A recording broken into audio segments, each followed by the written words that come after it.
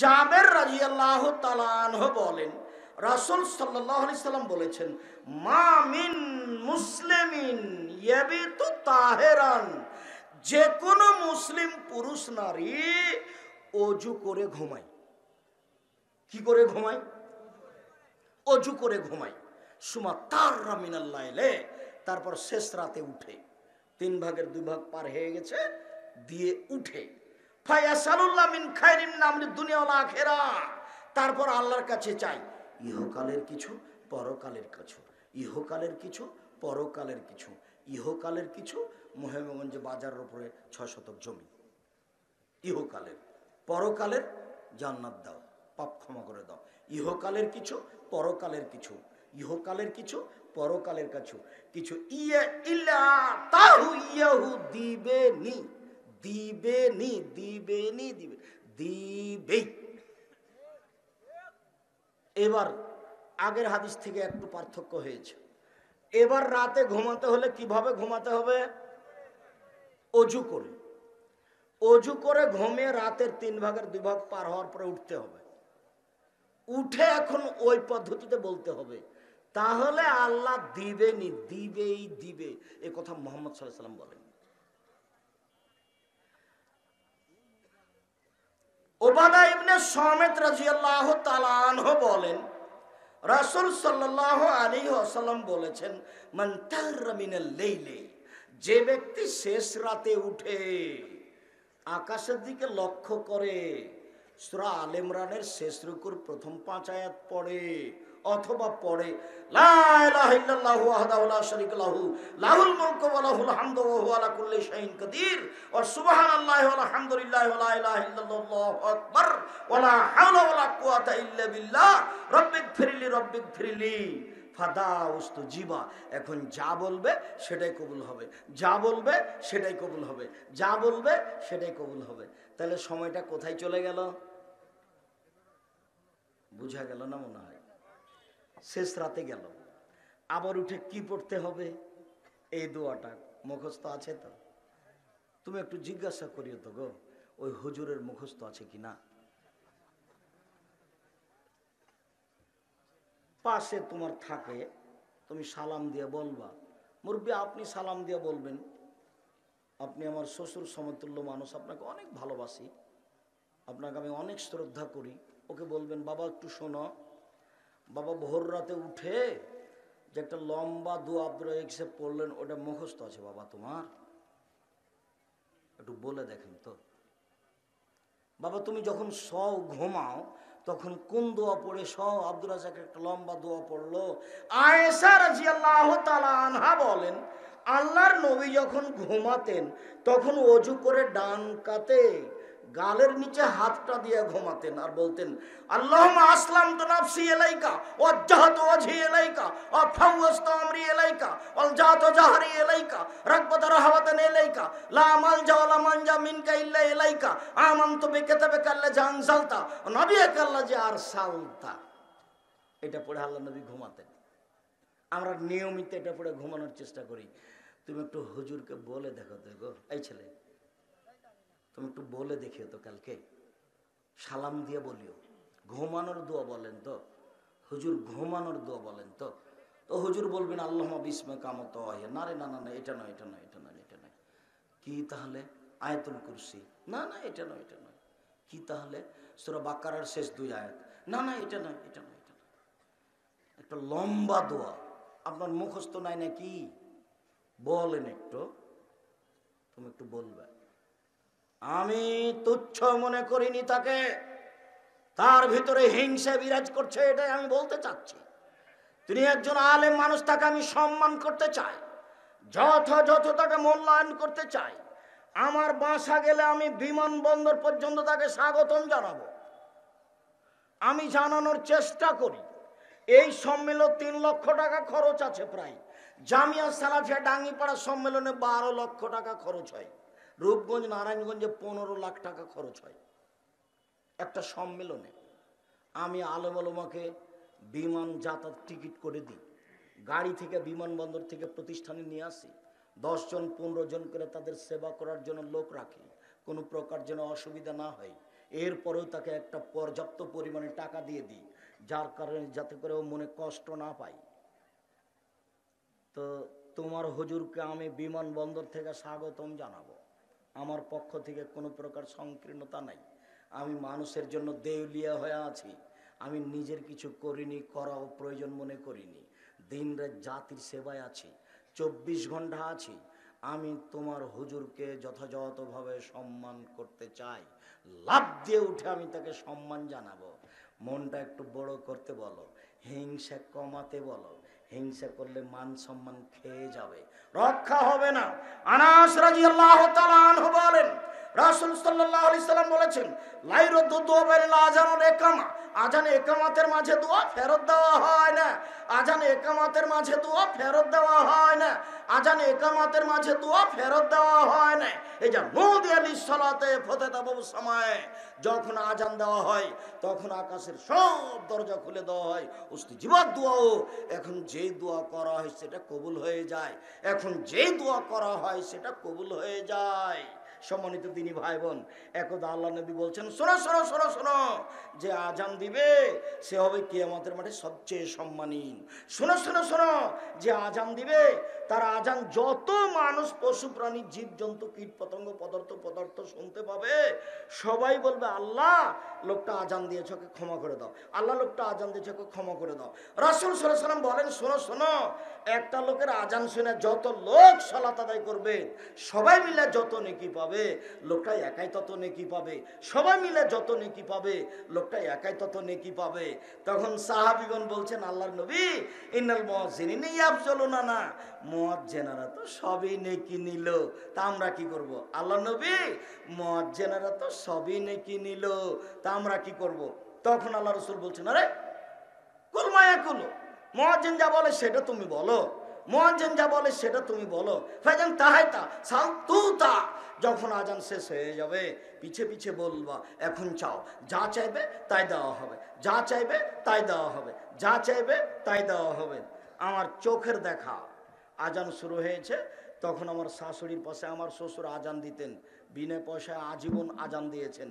আমার শাশুড়িকে আমি দেখেছি যে যখন আজান শুরু হয়েছে তখন পাশের বাচ্চাগুলিকে বলেছে, এই শর্ত, তোরা শর্ত, এদের জন্য আজানের একটু জবাব দেওয়া যায় না। আমার শাশুড়িকে আমি দেখেছি সব কাজ বন্ধ করে এখন আজানের উত্তর দিচ্ছেন। আল্লাহ নবী বলছেন, আজানের উত্তর দাও, যখন আজানের উত্তর শেষ হয়ে যাবে এখন চাও, যা চাইবে তাই দেওয়া হবে, যা চাইবে তাই দেওয়া হবে। তুমি একটু বলে দেখিও তো আজানের উত্তর দেয় কিনা। বিসমিল্লাহ বলে দরজাটা বন্ধ করে কিনা, সালাম দিয়ে বাড়িতে ঢোকে কিনা, তার বউ যখন জ্বালানা বন্ধ করে ভাতের পাতিল ঢাকে তখন বিসমিল্লাহ বলে কিনা।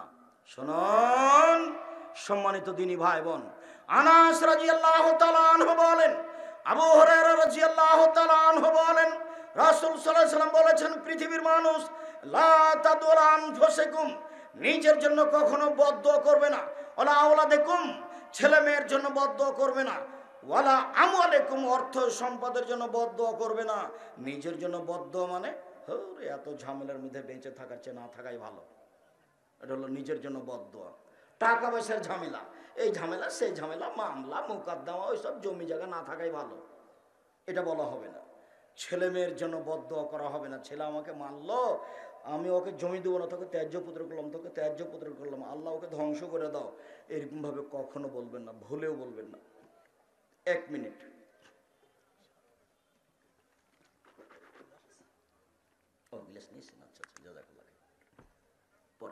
সম্মানিত দিনী ভাই বোন, এবার আমি ছেলে মেয়ের জন্য বদদুয়া করতে নিষেধ করছি এবং মর্মে একটি হাদিস পেশ করছি।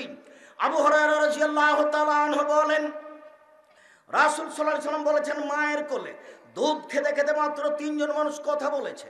তার একজন হচ্ছেন ঈসা আলাইহিস সালাম, মায়ের কোলে কথা বলেছেন। আর একজনের ঘটনা, হাজার হাজার বছর আগে একটা লোক ছিল যার নাম ছিল জোরাইজ। সে তার গির্জা ঘরে ইবাদত করত। একদিন সে ইবাদত করছিল, ফাজাত হুম্মুহু, তার মাতার কাছে আসলো, ফাদাতহু, তার মাতাকে ডাকলো, জোরাইজ জোরাইজ, তার মাতাকে ডাকলো। জোরাইজ বলল, উসাল্লি আও উজিবহা, উসাল্লি আও উজিবহা। মায়ের ডাকে সাড়া দিব না আমি সালাত আদায় করব, মায়ের ডাকে সাড়া দিব না আমি সালাত আদায় করব। এই ভাবতে ভাবতেই দেরি হয়ে গেছে। তখন তার মা রাগ করে খেপে গিয়ে বলছে, আল্লাহুম্মা লা তুমি তুরে ওজুহাল মুমেসাত, আল্লাহ তুমি এই ছেলের মরণ দিও না পতিতালয়ের মহিলার মুখ দেখা পর্যন্ত। আল্লাহ তুমি এই ছেলের মরণ দিও না পতিতালয়ের মহিলার মুখ দেখা পর্যন্ত। আল্লাহ তুমি এই ছেলের মরণ দিও না মহিলাদের সাথে বদনাম হওয়ার পূর্ব পর্যন্ত।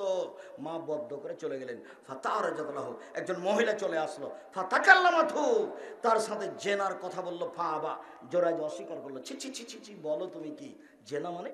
ছি ছি ছি ছি কথা। ফাতাতির রাইয়া, মহিলা তখন সেখান থেকে চলে একটা রাখালের কাছে আসলো। ফাম সাকাতহু মিন নাফসি, সে মিন নাফসে নিজে থেকে তাকে খুব চেপে ধরলো, চেপে ধরে তার সাথে জেনা করলো। ফাওয়ালাদ গোলামান, তাতে একটা বাচ্চা জন্ম নিল। বলল হুয়া মিন জোরাইজ, এই বাচ্চাটা হলো জোরাইজ। গ্রামের ভেঙে আসলো তার গির্জা ঘরের পাশে।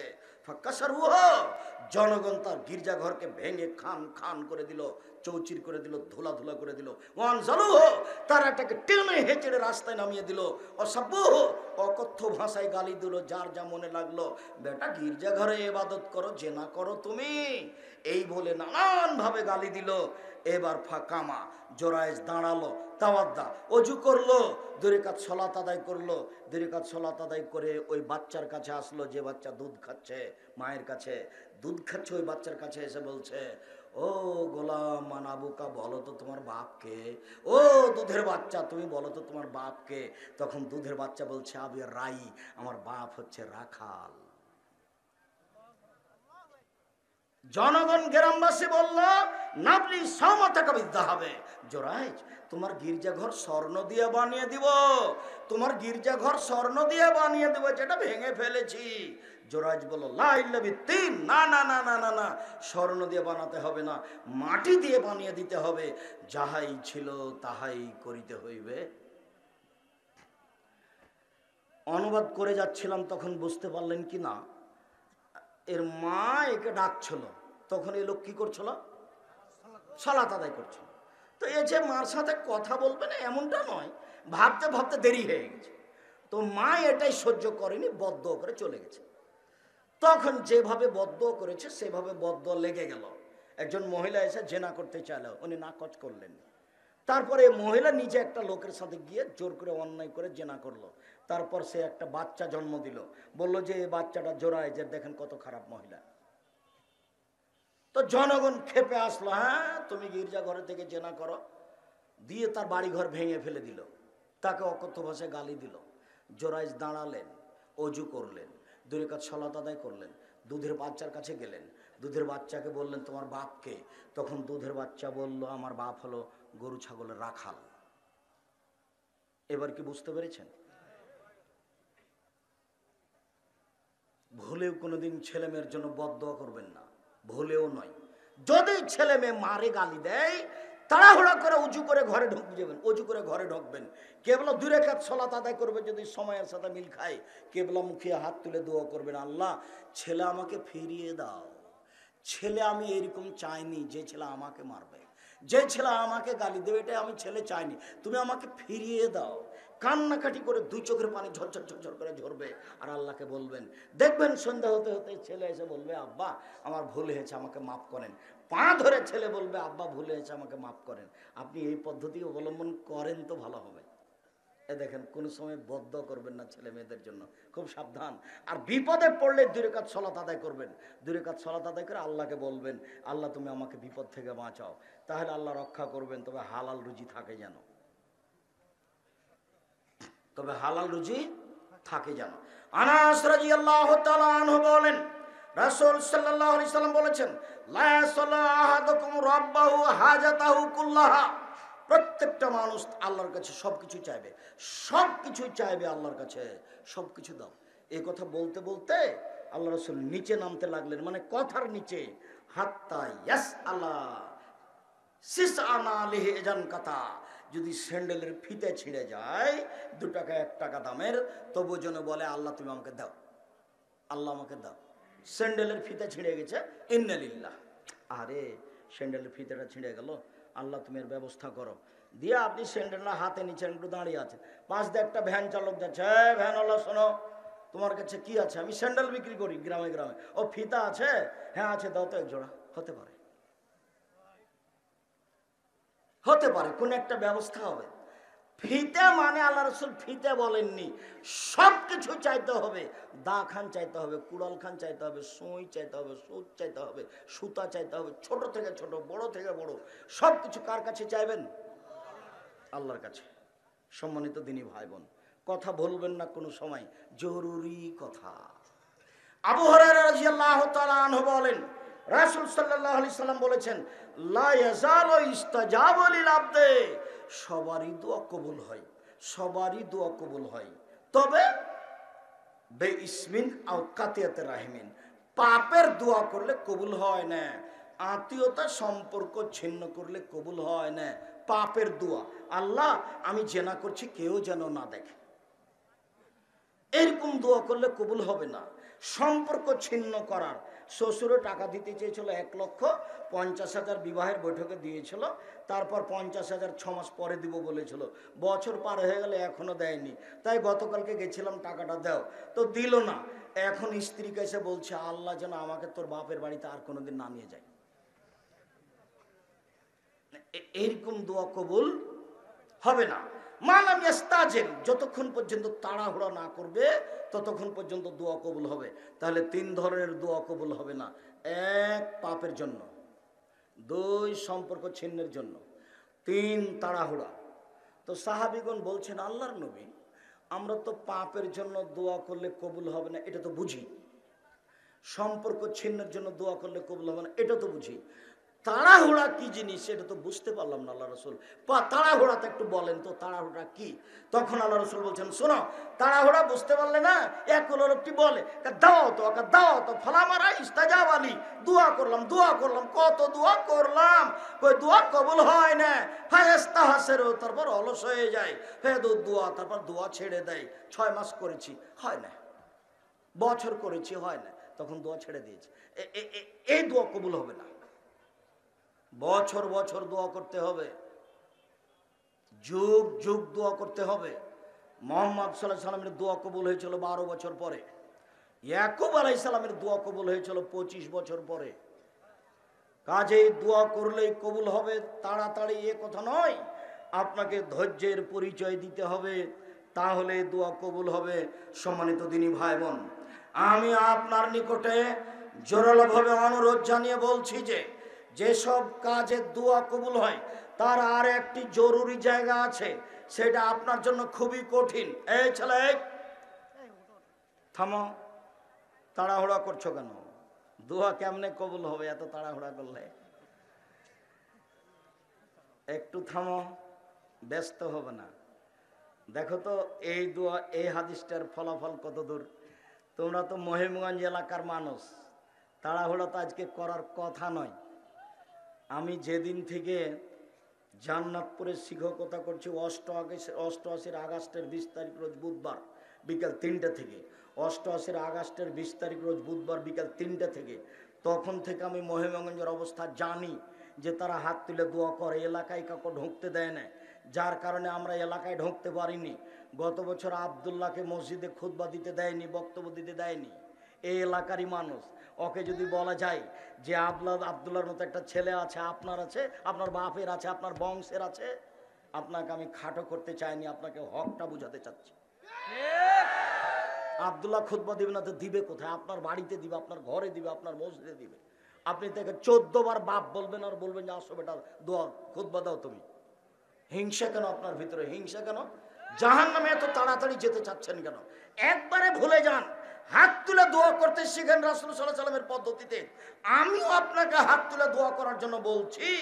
রাসূল সাল্লাল্লাহু আলাইহি সাল্লাম বলছেন, দাওয়াতুল লিআখিহি বিজাহরিল গায়বি মুস্তাজাবাতুন। একজন মানুষ যদি 8 থেকে দোয়া করে, আপনি যদি আমার জন্য দোয়া করেন বাড়ি থেকে, তাহলে আপনার দোয়া কবুল হবে বেশি বেশি। আল্লাহ নবী এই কথা বলছেন।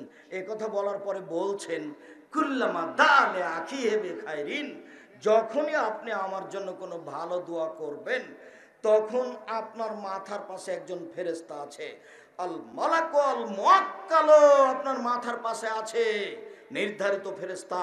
আপনি যখন আমার জন্য দোয়া করবেন, আল্লাহ আব্দুর রাজ্জাক সাহেবকে বাঁচাও, রক্ষা করো, তার সম্মান বৃদ্ধি করে দাও, তখন ওই ফেরেশতা বলে আমিন, আল্লাহ এটা কবুল করো। তারপর আবার ফেরেশতা বলেন আলাকা বিমিসলিন, তুমি তার জন্য যা বললে তোমার জন্য তাই, তুমি তার জন্য যা বললে তোমার জন্য তাই, তুমি তার জন্য যা বললে তোমার জন্য তাই। এইবার আপনি তো আমার জন্য দোয়া করলেন, এবার আপনার জন্য কে দোয়া করছে বলেন তো? ফেরেশতা। এটা কি বুঝতে পেরেছেন? আপনি যদি আমার জন্য দোয়া করেন তাহলে আপনার জন্য কে দোয়া করবে? ফেরেশতা। আর জন্য হিংসা করেন না কোনোদিন। হিংসা যদি থাকে আর আমি যদি বিপদে পড়ি তাহলে আপনি বলবেন ঠিক হয়েছে, ঠিক হয়েছে, উচিত হয়েছে, উচিত হয়েছে। এই জন্য কোনোদিন হিংসা করিয়েন না। আপনি আমার দিনী ভাই, আপনি আমার দিনী বোন, আপনাকে আমি অনেক ভালোবাসি। আহাল পরিবার নিয়ে ভালোভাবে থাকেন। উপস্থিত বৈঠকের মুসলিম বোন, এ মেয়ে তুমি আবার কথা বলছো কেন? সম্মানিত দিনী বোন, 4টা কাজ করেন জান্নাত পেয়ে যাবেন, 4টা কাজ করেন জান্নাত পেয়ে যাবেন। 1 5 ওয়াক্ত সালাত, 2 রমজান মাসের সিয়াম, 3 স্বামীকে মেনে চলা, তিতা লাগলেও মিঠা লাগলেও, 4 জেনায় লিপ্ত হবেন না, জান্নাতের সব দরজা খোলা। সম্মানিত দিনী ভাই বোন, রাসূল সাল্লাল্লাহু আলাইহি ওয়াসাল্লাম বললেন কেউ যদি মা চলার দোয়া করে, ইউনূসের দোয়া, যদি ইউনূস আলাইহিস সালামের দোয়াটা করে, লা ইলাহা ইল্লা আনতা সুবহানাকা ইন্নী কুনতু মিনাজ জালিমিন, তাহলে ও যেই বিষয়ে দোয়া করুক না কেন কবুল হয়ে যাবে, যেই বিষয়ে দোয়া করুক না কেন কবুল হয়ে যাবে। রাসূল সাল্লাল্লাহু আলাইহি ওয়াসাল্লাম বলছেন খায়রুদ দুআয়ে মে আরাফা ওয়া খায়রু মা কুনতু আনা ওয়াল আমবিয়া মিন কাবলি, সবচেয়ে উত্তম দোয়া আরাফার দিনের দোয়া, সবচেয়ে উত্তম দোয়া আরাফার দিনের দোয়া, সবচেয়ে উত্তম দোয়া যেটা আমি বলেছি, সবচেয়ে উত্তম দিয়ে যেটা সকল নবী বলেছেন, যা সকল নবী বলেছেন, যেটা আমি বলেছি, যেটা আরাফার মাঠের দোয়া, লা ইলাহা ইল্লাল্লাহু ওয়াহদাহু লা শারীকা লাহু লাহুল মুলকু ওয়া লাহুল হামদু ওয়া হুয়া আলা কুল্লি শাইইন কাদির। এটা হলো সবচেয়ে উত্তম দোয়া। সুবহানাল্লাহি ওয়া বিহামদিহি সুবহানাল্লাহিল আযীম, এটা হলো সবচেয়ে ভারী উত্তম তাসবিহ। সুবহানাল্লাহি ওয়া আলহামদুলিল্লাহি ওয়া লা ইলাহা ইল্লাল্লাহু আল্লাহু আকবার, এটা হলো সবচেয়ে উত্তম তাসবিহ। একটু এবার সিরিয়াল দেন, এই ছেলে 2 মিনিট সিরিয়াল দাও তো। 1 জুমার দিন আসরের পরে দোয়া কবুল হয়। 2 রাতের 3 ভাগের 2 ভাগ পার হওয়ার পরে দোয়া কবুল হয়। 3 দুপুরে সূর্য ঢোলার সাথে সাথে দোয়া কবুল হয়। 4 রাত 12টার পরপরই সব দরজা খুলে দেওয়া হয়, দোয়া কবুল হয়। 5 আজান একামতের মাঝে দোয়া কবুল হয়। 6 রাতে ওযু করে ঘুমিয়ে রাতে উঠে দোয়া করলে দোয়া কবুল হয়। 7 ইসমে আজম পড়ে দোয়া করলে দোয়া কবুল হয়। সম্মানিত দিনী ভাই বোন, কবরের পাশে গিয়ে হাত তুলে দোয়া করবেন একাই, বাপ মায়ের জন্য নিজের জন্য করবেন। দোয়াটা গিয়ে পড়বেন আগে আসসালামু আলাইকুম আহলাদ দিয়ারে মিনাল মুমিনিনা ওয়াল মুসলিমিনা ওয়া ইন্না ইনশাআল্লাহু বিকুম লালাহিকুনা নাসআলুল্লাহ লানা ওয়া লাকুম আল আফিয়া। এটা বলবেন কবরের পাশে গিয়ে প্রথমে, এটা বলবেন না। কোনটা? আসসালামু আলাইকুম ইয়া আহলাল কুবুর ইগফিরুল্লাহু লানা ওয়া আনতুম সালাফুনা বিল আসরে, এই দোয়া চলবে না, আপনার হুজুরের দোয়া চলে না। যেটা বললাম এটা প্রথমে বলবেন, তারপরে হাত উঠাবেন, ইসমে আজম পড়বেন, তারপরে দুরূদ পড়বেন। তারপরে যদি দোয়া জানাজার না থাকে খালি বলবেন আল্লাহ আমার বাপকে ক্ষমা করো, আল্লাহ তুমি আমার বাপকে ক্ষমা করো। 2 চোখের পানি ঝরঝর ঝরঝর করে ঝরবে আর বলবেন। ছেলে মেয়ের জন্য হাত তুলে দোয়া করবেন। ওই যে ইব্রাহিম আলাইহিস সালাম তার স্ত্রীকে এবং তার দুধের বাচ্চাকে কাবা ঘরের পাশে রেখে দিলেন, কিছুই নাই, আগে আগে উনি হাঁটছেন, পিছনে পিছনে স্ত্রী হাঁটছেন। আর স্ত্রী বলছেন, আপনি কোথায় যাচ্ছেন? আমাদেরকে ছেড়ে যাচ্ছেন, এখানে যে কিছুই নাই খাওয়ার পান করার, আপনি কোথায় যাচ্ছেন? কথা বলে না স্বামী। নিরুপায় স্ত্রী বলছেন, আপনাকে কি আল্লাহ এভাবে চলে যেতে বলেছেন?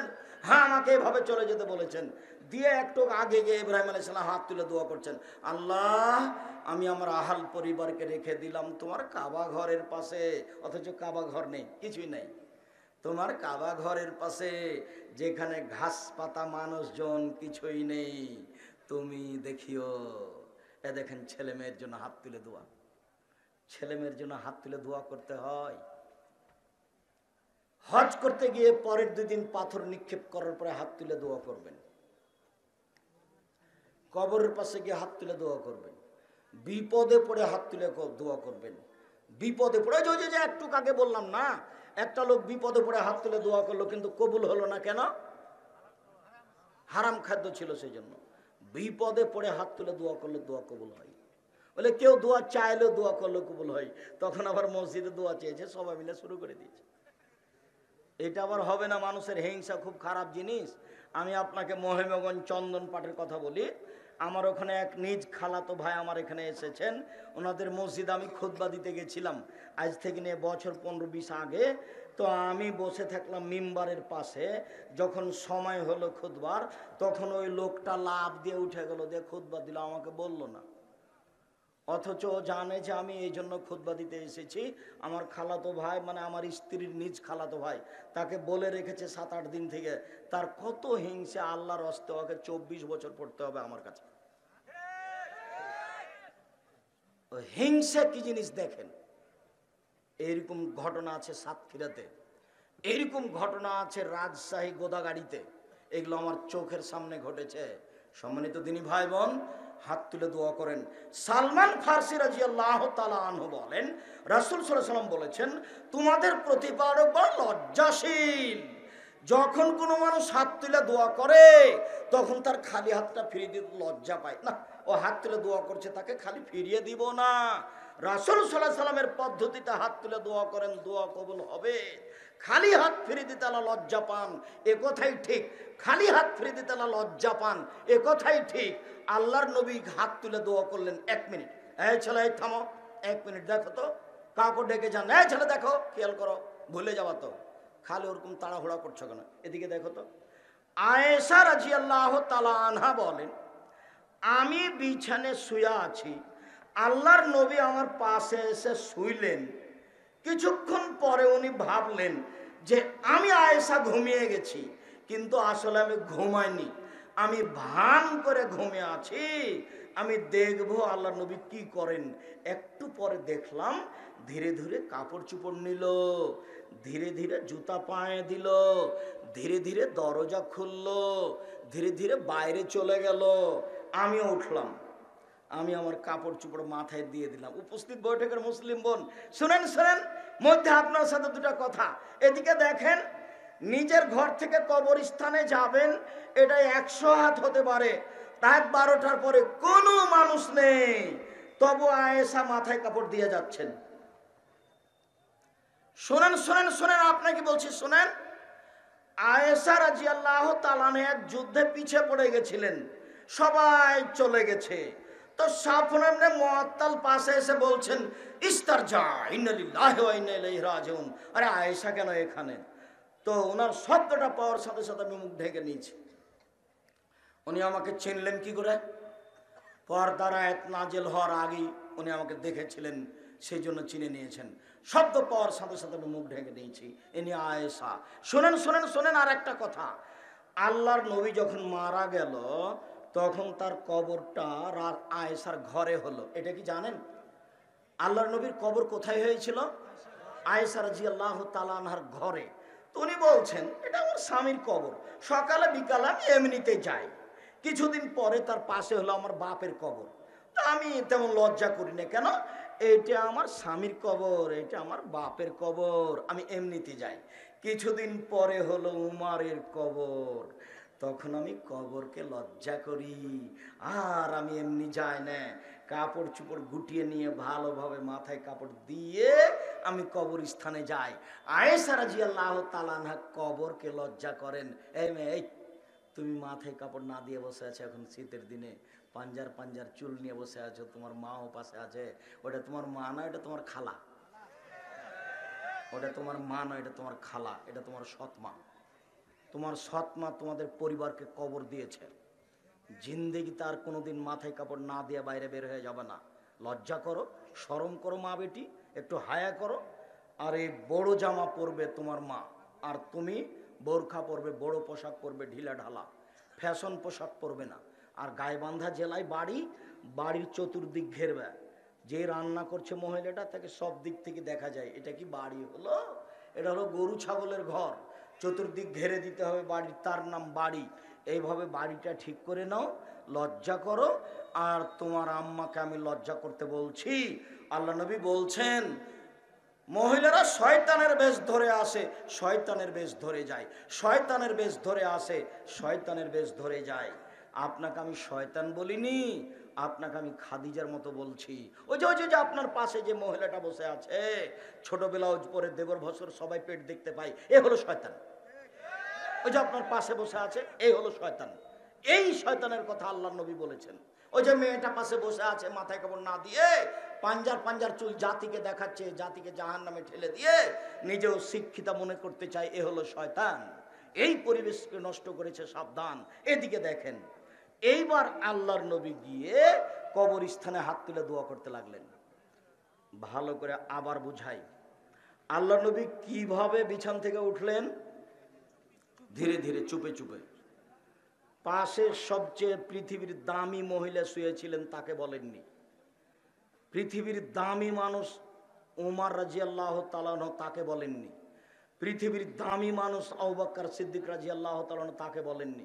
আবু বকর, চলেন তো কবরস্থানে একটু হাত তুলে দোয়া করে আসি, বলেননি। ওমরকে বলেননি। স্ত্রীকে গোপনে চুপে চুপে চলে গেলেন, বলে গেলেন না। কবরস্থানে গিয়ে 3 বার হাত তুলে দোয়া করলেন। আমাদের দেশে কবরের চতুর্দিকে দাঁড়িয়ে হাত তুলে দোয়া করা বিদআত, হাত তুলে করে দোয়া করা বিদআত, হাত তুলে দোয়া করা এইভাবে বিদআত। কবরের চতুর্দিকে দাঁড়িয়ে সবাই মিলে হাত তুলে দোয়া করা বিদআত। ঈদের মাঠে সবাই মিলে হাত তুলে দোয়া করা বিদআত। সালাতের পরে সবাই মিলে হাত তুলে দোয়া করা বিদআত। জালসা সমিতির পরে সবাই মিলে হাত তুলে দোয়া করা বিদআত। উজ্জ্বল শরীয়তে স্পষ্ট বিদআত। সাবধান থাকবেন, জাতির উদ্দেশ্যে বলে গেলাম।